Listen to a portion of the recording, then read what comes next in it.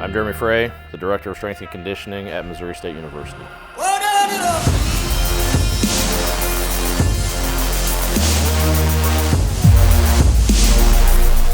Front squat.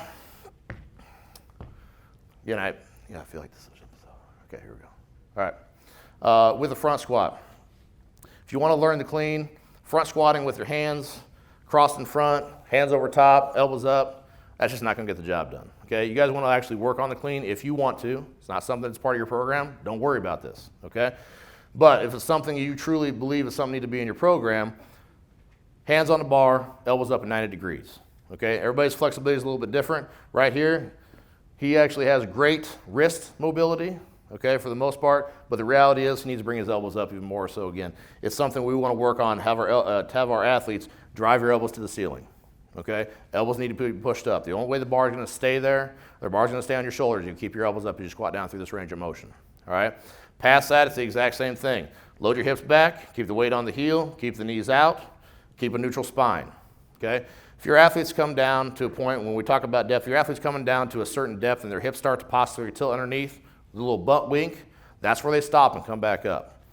Okay, so make sure with the squat, I'm kind of going back to that a little bit, that you want to do the range of motion and the best range of motion you possibly can without messing up the movement.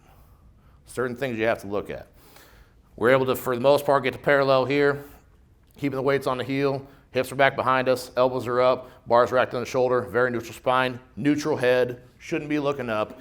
And I think Dave and I were talking about this the other day, is that we don't know what the hell the big thing is now with people looking at the floor on squats. I don't even know what the hell people are looking at the floor for.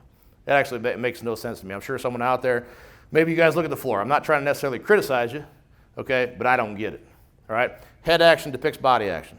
Head goes back, or even hip action. Head goes back, hips drive forward. Head stays neutral, we all drive our hips back. Drop your head, you drop your chest.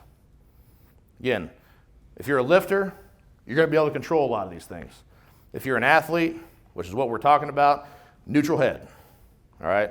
Looking straight ahead, keep the head neutral, keep the spine neutral, sit your butt back as far as you possibly can. Drive your hips back as far as you possibly can.